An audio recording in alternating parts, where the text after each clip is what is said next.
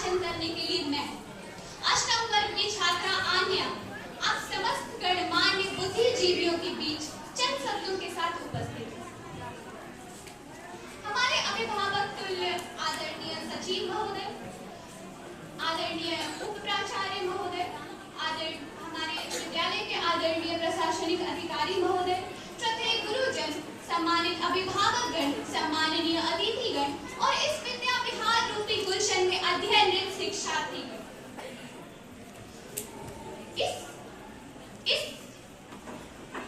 आज के इस 79वें स्वतंत्रता दिवस की पावन बेला पर आप सभी का अपने विद्यालय परिवार की ओर से हार्दिक अभिनंदन व नमन करते हैं।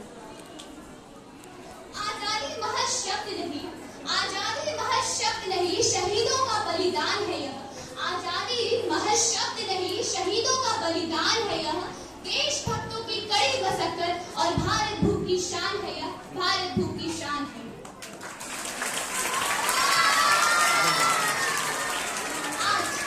आज हम जिस गौरव गाथा का गुणगान करने, वो अपने देश की आन बान शान, अपना ध्वजा तिरंगा लहराने के लिए एकत्रित हुए हैं।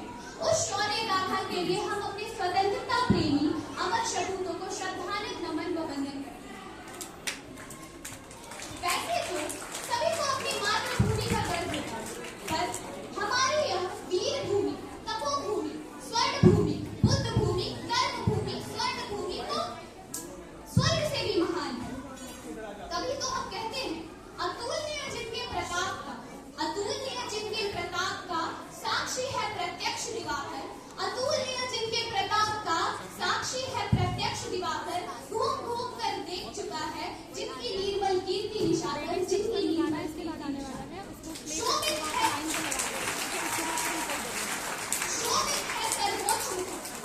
शोभित है सर्वोच्च मुकुट से जिनके दिव्य देश का मस्तक, शोभित है सर्वोच्च मुकुट से जिनके दिव्य देश का मस्तक। गूंज रही है सकल दिशाएं, गूंज रही है सकल दिशाएं, जिनके जय गीतों से अब तक, जिनके जय गीतों से अब तक।